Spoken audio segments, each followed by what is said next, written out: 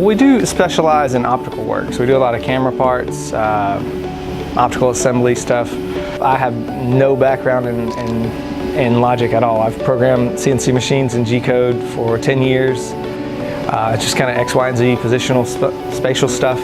I actually saw the UR at IMTS either I think it was 4 or 6 years ago, and I was like, that's really neat. A robot you don't have to have all this extra stuff for, something simple. And just kind of followed it throughout the years and was like, okay, this is where we need to go. It's where I knew that's what I wanted to do anyway. I wanted to pick with vision, but before this, everyone had told me that it was a very difficult process. You almost had to have a vision person in your shop to do it. This is super simple. 10 minutes and your part's taught. And then we're just gonna take and put maybe 15 or 17 parts just kind of strewn out where we think the field of view is. The camera or the robot's gonna rotate and look over the table, take one snapshot and see all the parts. Then for more accurate picking, it's gonna get closer and take another snapshot of one of those parts that it wants to pick. It'll reach down, pick it, rotate, and set it in the automatic vise over here. And then it sends a signal to the Haas CNC machine. And essentially it's pressing the cycle start button electronically just like we would. We didn't have to even teach pick points because it already knew to look on this table for parts. So you don't need a conveyor.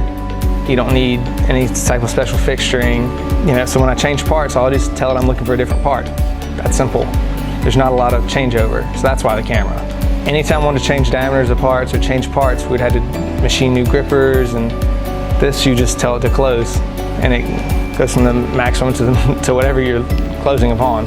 But the robot doesn't improve cycle time. The robot improves overall part complete time, or project complete time, and that has improved, obviously. Except we can probably do them in half the time, maybe a little better. It's just about, once again, letting go and accepting the fact that, hey, it's gonna run for 4 extra hours and you're gonna go home and nothing's gonna break. No one's yelling at contractors for using an excavator rather than 100 men with shovels. You're not cutting jobs in the fact that it just changes where your work is. Instead of having guys or people sitting here just putting parts in and out of machines, they can do more quality related stuff. They can check parts, they can clean, they can package parts. With us bringing in the robot, I was able to move into that sales position.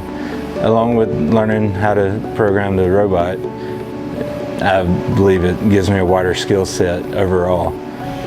You just changing their job duties, not that they have a job.